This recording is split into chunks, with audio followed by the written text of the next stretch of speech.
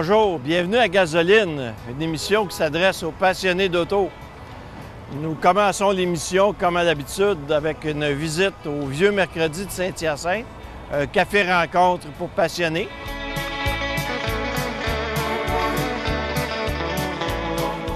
Ensuite, nous donnerons un petit truc, comment polir des phares lorsqu'ils commencent à jaunir sur les voitures plus récentes, des phares en plastique.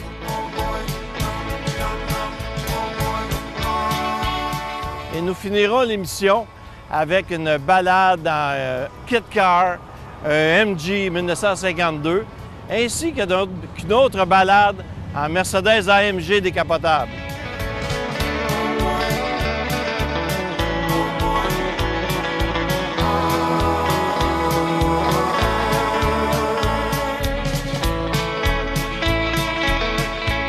Ce soir, on est encore au Vieux Mercredi de Saint-Hyacinthe. Ça me fait un plaisir d'être avec M. Yvan Rodier, l'organisateur. Merci de nous recevoir. Bienvenue encore. Merci d'organiser ça.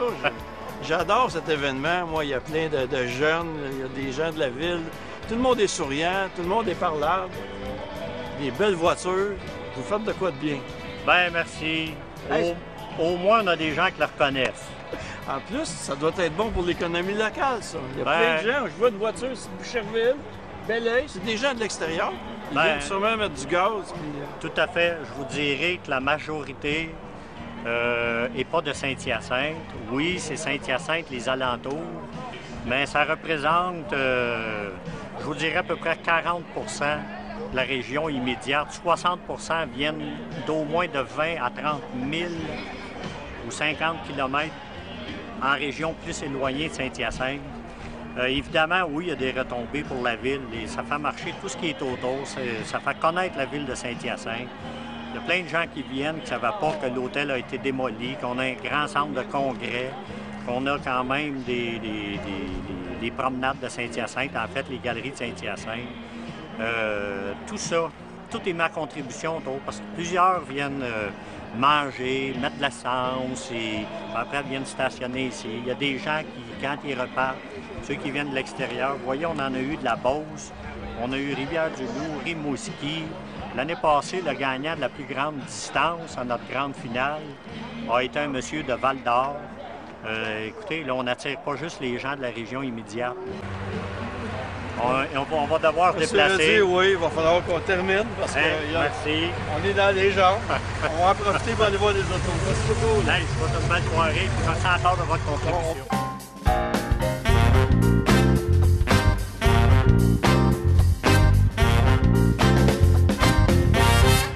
Bonjour, je suis avec Alain ce soir. Moi, je m'appelle Claude. Bonjour, Alain. Salut, Claude. Tu es venu avec un beau Pontiac. Oui. C'est un 51. 51 Pontiac. Ça, c'est une voiture que tu as depuis longtemps? Moi, ça fait 5 ans que je suis propriétaire. OK. Qu'est-ce qui t'a amené à acheter ce modèle-là? C'est une loc ou tu cherchais ça? Non, non, quand je l'ai vu la première fois, je n'étais même pas en amour avec ce modèle-là. C'est quand je suis arrivé à côté que j'ai fait les essais routiers que j'ai dit, bon, c'est correct, on repart avec. Est-ce que tu as déjà monté à 30 ou il était original? Le travail était commencé, il restait des petites finitions à finir. Mais un coup propriétaire, j'ai complètement refait le travail de A à Z au complet. Toute la mécanique a été enlevée en dessous et refait tout en eux au complet. La suspension, est-ce qu'elle est originale en avant? Non, en avant, non. C'est une suspension qui vient d'une Camaro 76. Est-ce que tu as coupé le frame à ce moment-là? Le frame a été modifié pour accoupler la suspension, parce que j'ai des freins à disque avant.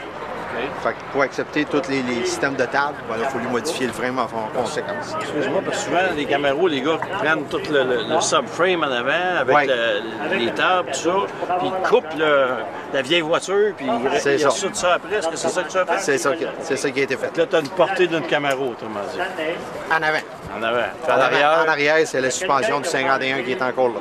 Oui, mais tu as dû la modifier un petit peu quand même. Oui, présentement, il y a des amortisseurs à l'air en dessous, des ballons. Puis le différentiel a dû être changé. Le différentiel, c'est celui du Camaro aussi qui est là pour mettre des roues plus modernes après. Donc, c'est une Camaro habillée en Pontiac. En Pontiac 51. La carrosserie est d'origine, complètement d'origine. Toi, est-ce que tu l'as repeinturé? Pas encore. OK, t'as comme ça. Le chrome, t'as-tu comme ça? Le chrome est comme ça, il a été repoli, il est repoli à tous les printemps au complet. Mais il y a des parties aussi qui sont en acier inoxydable là-dessus. Oui, les bretelles sont vues de capot et de valise sont en acier inoxydable.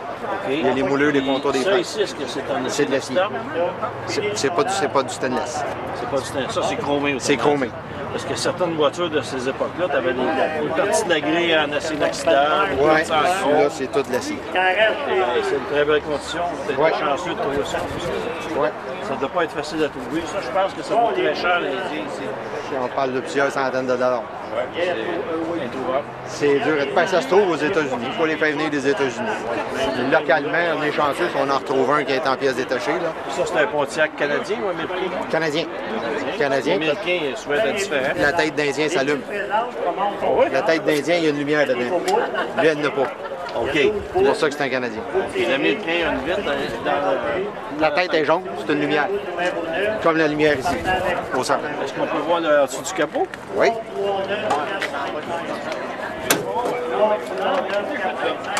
Un moteur super fiable. Oui. Il est modifié un peu?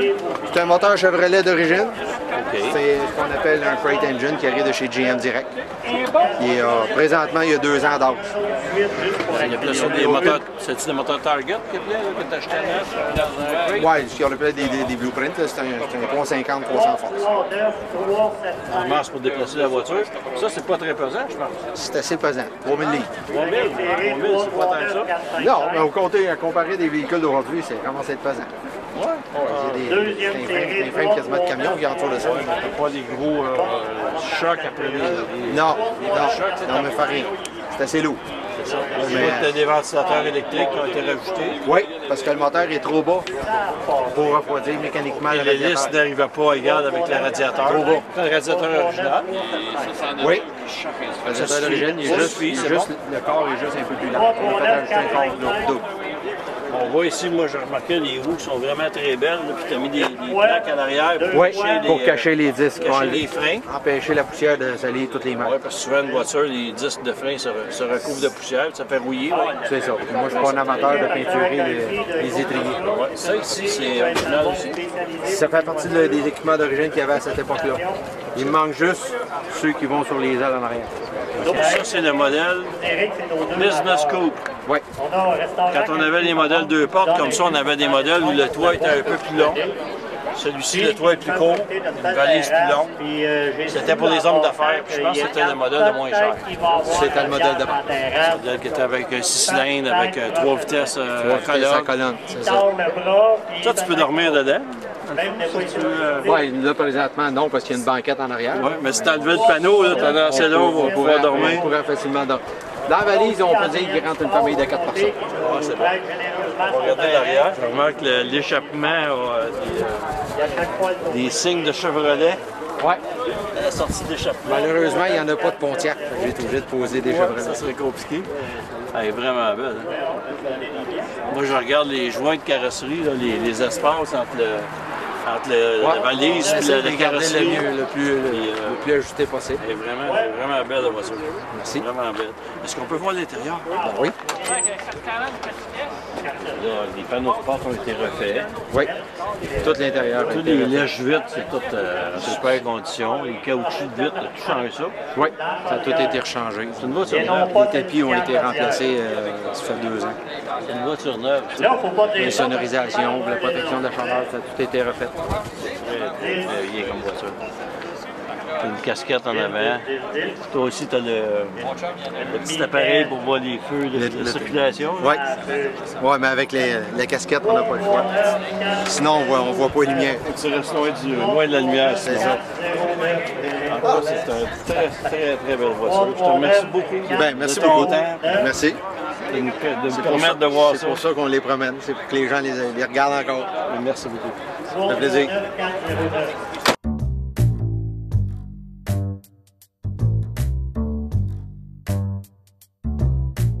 Bonsoir, nous sommes toujours sur les lieux des Vieux Mercredis. On a une soirée exceptionnelle, un beau soleil toute la journée.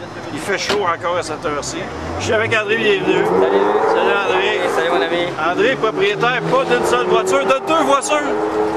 Fait que cette voiture-ci, c'est une Camaro 70 et demi, on va dire. Et voilà, Z28, 78, 70 et demi. Le et demi, ça expliquait un peu pour l'histoire, c'est qu'en 70, GM, ils en ont tellement vendu qu'ils en ont manqué. Fait que là, ils ont décidé de repartir une batch en milieu de l'année. Fait que là, ils ont appelé la Camaro Z28 70 et demi. La différence d'un 70, il y en a juste une, ben il y en a deux en réalité, c'est le bumper qui est à demi, qui fait le demi 1970 et demi, au lieu d'un bumper à grandeur en avant. Puis l'aileron en arrière qui est tout petit, au lieu d'être plus haut, un petit peu plus haut, est tout petit. Mais c'est la seule différence, c'est le même bolide. Je me rappelle ces années-là, quand on avait la 69, c'était un modèle plus standard, qui était une très belle voiture. Mais quand ils ont sorti la Camaro 70, c'était époustouflant, ça sortait de l'ordinaire, le pare-brise. Oui, puis la grille en avant qui a changé complètement. Je disais que c'était une ligne qui était comme une ligne de voiture italienne. Ils ont sorti ça dans le sorte. Ils en ont vendu de ça. Ils en ont vendu, puis il y en avait avec le 6 cylindres. Fait que là, ceux qui voient ça aujourd'hui, puis qui ont scrappé ça, là, ils broient quand ils les voient aujourd'hui. C'était des bolides, ça marchait, mais c'est sûr qu'à comparer d'aujourd'hui, ça n'avait pas une tenue extraordinaire. Ça avait bien de la force, la tenue, tu ne l'avais pas dans ce temps-là. Fait que les gars battaient ça, ils s'en est magané gros, mais il s'en est vendu beaucoup. Fait que là, ceux qui restent, c'est des ressuscités. Là. Ils sont chanceux, ces chars-là. Ils ont pogné des bons propriétaires, puis ils sont encore bien là. Fait on les frotte, c'est nos bébelles. Oui, et aussi, bien, ces voitures-là rouillaient pas mal dans le temps. Ouais, c'était biodégradable. Les caoutchoucs aussi autour des vitres, ça se désagrégeait assez rapidement. Mais il y en a qui sortaient de ça 4 saisons pareil. Là. Le monde, c'était des brouillards dans le temps. 3-4 poches de sable dans la valise. Ah ouais, on s'en va dans la main. On restait pris, on se déprenait avec ça, tu sais, mais aujourd'hui, traction avant, traction arrière, oh non, non. Ben, dans le temps, c'était tout ça, tout le monde se débrouillait. On peut regarder en dessous, voir ce qui se trouve là-dedans. Donc, il n'y a pas de barrure à l'intérieur de le capot. C'est mécanique originale. Il n'y a pas de chrome, c'est vraiment... c'est vraiment le moteur 728. Ouais, 350, 350. Oui. Oui, oui, oui. Ça, c'est vraiment le look original. Il n'y a rien changé. Pas tout. Pas tout. L'entête est la même. Tout est appareil dans ce temps-là. Ça s'attaque comme ça. Ça, c'est un moteur LTE. Il y a juste l'allumage qui a été changé. Oui, tout le monde met des boîtes MSD là, pour le courant électronique. Oui, pour avoir un meilleur courant au démarrage. Mais ça, on n'aura pas de besoin en réalité si on voudrait. Je pense que dans ce temps-là, il y avait quand même un distributeur électronique. Oui. Ça commençait. Ça commence, oui. Les headers aussi qui ont été changés. Oui. On va regarder pour faire le tour. Ben oui, ben oui. J'ai mon fidèle compagnon qui est dedans, là, mais l'intérieur est original. Ah, ce que j'aime là-dessus, c'est ça. Ces années-là, il n'y avait pas des gros appuis-têtes. Non. C'était une petite appuie-tête relevée. Dans une 4 places. Oui. Standard, 4 speed. Elle est très belle. C'est original, radio originale. Tu sais, il n'y a pas eu de fluff là. Les intérieurs sont originales. Tu vois qu'il y a un petit peu de dur, là, mais c'est l'intérieur de porte originale. C'est sûr qu'aujourd'hui, tu peux avoir toutes les pièces. Tu peux tout remonter sans nous. Ça, on va aller voir l'arrière de la voiture. Ça, c'était dans les roues plus puissantes. Oui, ça, c'est des roues qui sont en métal. Les roues originales. Forgé, je pense. Oui. Tu rendais comme ça. Il y avait juste le petit tour chromé qui était rajouté. Elle est vraiment belle. Original de GM. Et puis l'aileron en arrière. Oui, comme je te disais, 70, l'aileron est un petit peu. Les autres sont un petit peu plus longs. C'est ça qui a fait la différence entre 70,5 avec un 70. Ça, puis le bumper en avant. Les bons vieux bumpers chromés, rouges. Fameux. Les 4 petites lumières en arrière. Je pense que dans le futur, on va essayer de faire un tour sur la route avec toi. Oui, c'est ça. Un petit peu plus tard, on va faire ça. Il n'y a pas de problème. Là, on va aller voir ton autre voiture. Oui, là, on tombe dans l'autre compagnie. Le compétiteur dans les mêmes années. On y va en marchand. La Barracuda, c'est quelle année, ça? 72. 72. Oui, ça, c'était-tu les derniers? Non, il y en a. Barracuda, oui. Plymouth Barracuda, oui, c'est en 72, ça a arrêté là. Parce que là, c'était la guerre du gaz qui commençait, là. Fait que Dodge avait changé pas mal de programmation dans les modèles. Il y a eu Cuda 73, Cuda 74. La crise du pétrole de l'OPEP dans le temps. Les Arabes avaient augmenté les prix de l'essence. Ouais, aux États-Unis, il n'y avait plus de gaz. C'est ça. Il y a eu toute cette histoire de gaz-là. Et puis ça a changé beaucoup les affaires. Fait que comme ça, c'est un 340 stock que dedans, celui-là. Ils ont baissé la puissance du Exactement. Ils ont tous baissé la puissance. Mais c'était vrai puis c'était pas vrai. Les compagnies disaient qu'ils avaient baissé pour l'histoire des ventes. Parce que là, le gaz était plus cher un peu. Mais finalement, le HP, si vous passez ça sur le dyno, finalement, il y avait encore pas mal de puissance dans le moteur. Mais la compagnie disait qu'il avait diminué. Les compagnies d'assurance aussi, je pense, avaient demandé d'arrêter la course au horsepower parce que les voitures étaient de plus en plus fortes. Oui, exactement. Ça a joué un petit peu ça. Le dessin de ça, c'était superbe, ces voitures-là. Ben oui, les roues d'origine, toi aussi, pareil comme l'autre. Moi, ça y va pas mal, moi, dans l'originalité. Je vois pas dans... C'est ça, t'as pas rien modifié, le capot comme ça. Le moteur, est-tu aussi beau que l'autre? On peut-tu voir ça? Oui, moi, c'est...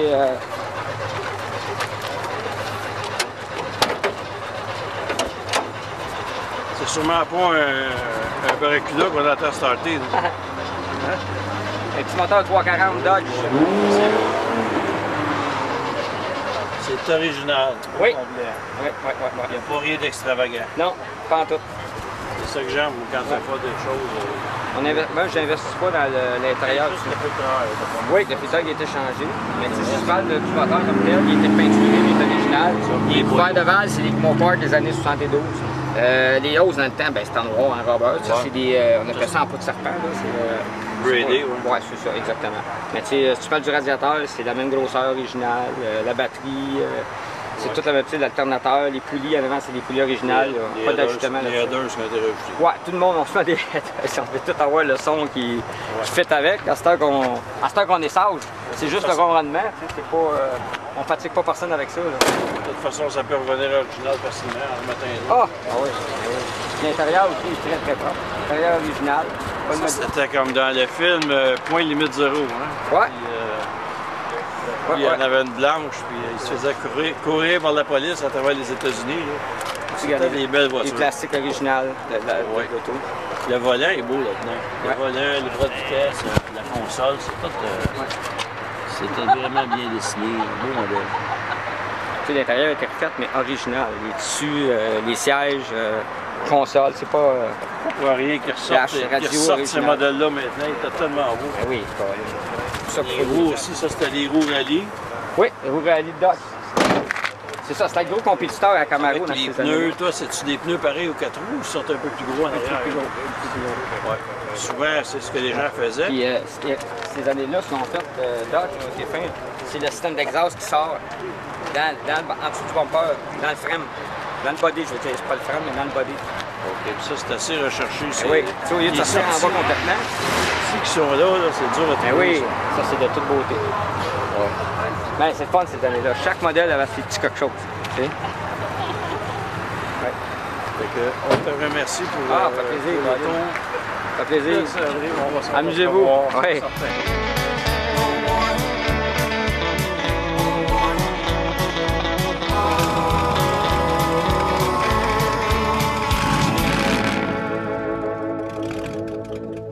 Nous sommes toujours avec notre belle voiture de 38 ans.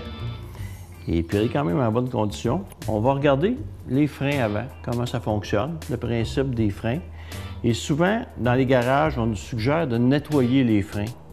Et les gens se disent, pourquoi nettoyer des freins? Ça sert à rien. Mais là, je vais juste vous donner une petite explication.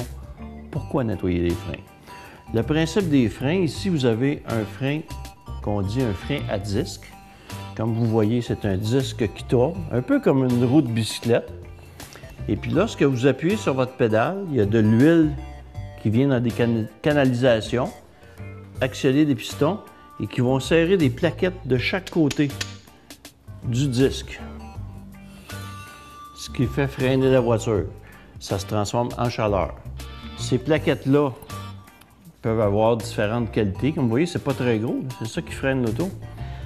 Au tout début, c'était en amiante. Et puis, avec les règlements sur la sécurité, la santé, l'amiante a disparu et on est rendu plutôt avec des plaquettes qui sont métalliques, qui durent plus longtemps, qui sont plus dures, mais qui endommagent souvent le disque. Lorsqu'on a une vibration en freinant, c'est souvent le disque qui s'est déformé par la chaleur. Lorsqu'on parle de nettoyage de frein, le nettoyage implique de nettoyer qu'est-ce qui fait coulisser les plaquettes. Si on ne le fait pas, il peut avoir un coincement. À ce moment-là, lorsqu'on va freiner, la pédale devient dure. Là, on pense qu'on a des bons freins, mais normalement, des bons freins, c'est une pédale molle, douce, qui travaille bien.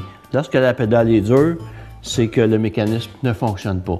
À ce moment-là, on peut avoir seulement une plaquette qui va bouger, une à l'intérieur, une à l'extérieur. On va avoir un freinage illégal, on va endommager le disque. Alors, c'est important de temps en temps de démonter ça. Ici, on appelle ça l'étrier. On a des tiges. Je ne sais pas si vous voyez les petits trous, il y a 2 tiges de métal et c'est ça qui fait que les plaquettes coulissent et se relâchent lorsqu'on lâche la pédale. Quand on parle de nettoyer les freins, on démonte les tiges, on nettoie, on s'assure que les pistons, il y a des pistons à l'intérieur de ça, que les pistons travaillent bien et c'est un nettoyage de freins. En même temps, lorsqu'on vérifie les freins, c'est important de vérifier ici les conduites. C'est des conduites de caoutchouc et c'est ça qui tient l'huile à frein. Si une conduite de caoutchouc craque et lâche, on tombe plus de frein. On tombe beaucoup moins de frein en tout cas parce qu'il y a 2 systèmes de freinage. Il y a un système pour l'avant et un système pour l'arrière. Si un côté lâche, on va tomber juste du frein à l'arrière, mais la pédale va être très basse et c'est certain que l'efficacité baisse de beaucoup. Tantôt, nous avons vu qu'il y avait des canalisations qui amenaient de l'huile pour actionner les étriers. Cette huile-là vient ici du maître cylindre. On voit ici qu'il est assez long. Ça, on appelle ça un servo-frein parce qu'il y a comme une espèce de beigne qui fonctionne avec l'aspiration d'air du moteur. Ici, le contenant d'huile à frein et on a 2 conduits qui vont un vers l'arrière, un vers l'avant. Ce qu'on disait tantôt, si on manque de frein en avant, celui d'en arrière va fonctionner quand même. Si on manque de frein en arrière, celui en avant va fonctionner pareil, mais la pédale va être très basse. Cette huile-là, ça prend une huile spéciale. On ne peut pas mettre de l'huile à moteur dans l'huile à frein. Alors, c'est une huile particulière. C'est une huile qui n'endommage pas le caoutchouc. Elle a par contre une mauvaise... elle a un défaut. Elle est hygroscopique. Ça veut dire ça qu'elle absorbe l'humidité de l'air. Ensuite, elle se salit. Si vous voyez la couleur ici, habituellement, une huile à frein va être plus transparente. Elle est presque noire. Alors, de temps en temps, il faut remplacer l'huile à frein. Votre concessionnaire automobile vous l'a peut-être recommandé, vous ne l'avez pas fait. Ça fonctionne quand même, mais ce qui arrive, c'est qu'il se fait de l'humidité dans l'huile. Et lorsque ça vient chaud, ça vient au-dessus du point d'ébullition, bien, c'est de la vapeur qui se fait dans votre liquide. Puis quand vous appuyez sur votre pédale, bien, la pédale devient spongieuse. Alors, de temps en temps, remplacer complètement l'huile à frein, c'est une bonne chose. C'est à peu près aux 100, 120 000 km selon les marques de véhicules.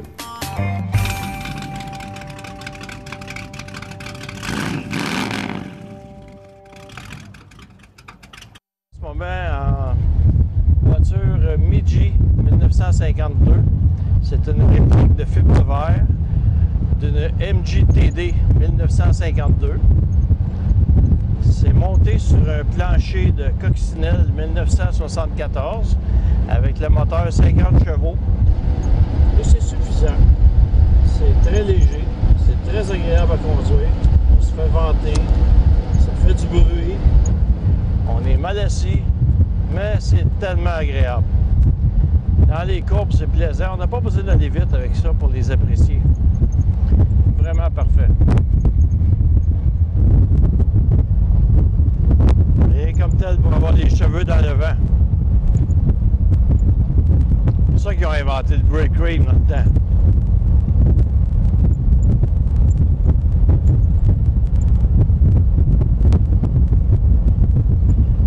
Du capot à l'avant est très intéressante avec le pare-brise plat. C'est quelque chose qu'on est plus habitué. On a aussi les pare-vents de chaque côté. Une petite rétrogradation ici pour une courbe.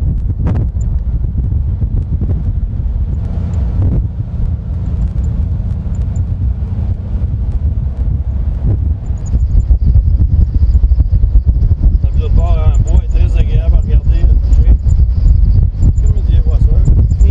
Ici.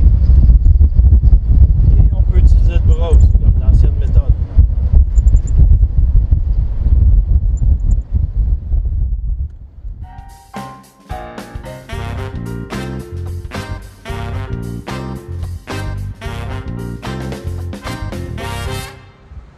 La voiture que nous essayons est ce qu'on appelle un kit car.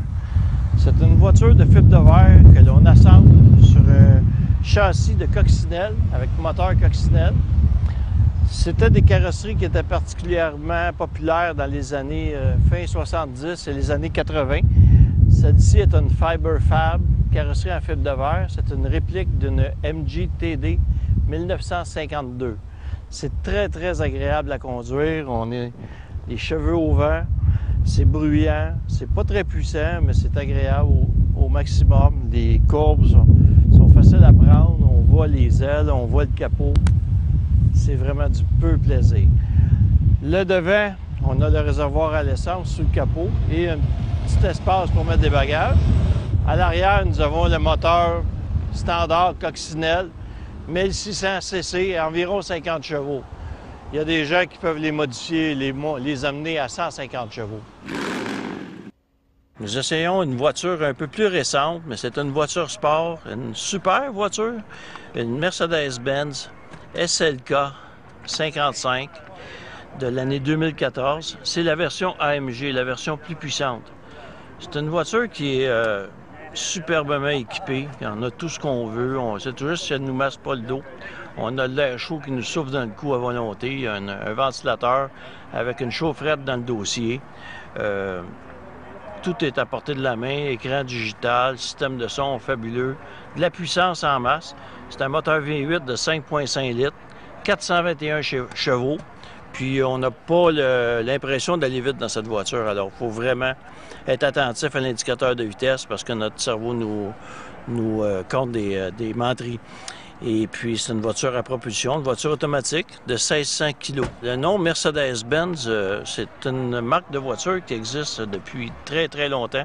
C'est quasiment les premières voitures qui ont été inventées, qui étaient des Benz au début à 3 roues. La Benz, à un moment donné, je ne sais pas ce qui est arrivé, mais il y a un banquier qui avait une fille qui s'appelait Mercedes. Je ne sais pas si Benz était en amour avec elle, mais les voitures se sont mises à s'appeler par la suite Mercedes-Benz. Là, on arrive dans une section où les arbres ferment la route, il y a de l'ombre, c'est vraiment joli, il y a des cabanes à sucre. Pointe-Saint-Hugues, entre Saint-Hugues et Saint-Marcel.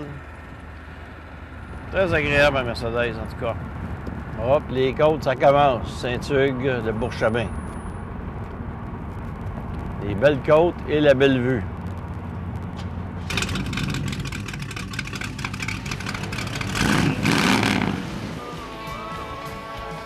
Alors voilà, ça complète notre rendez-vous pour cette semaine. Alors on se revoit la semaine prochaine.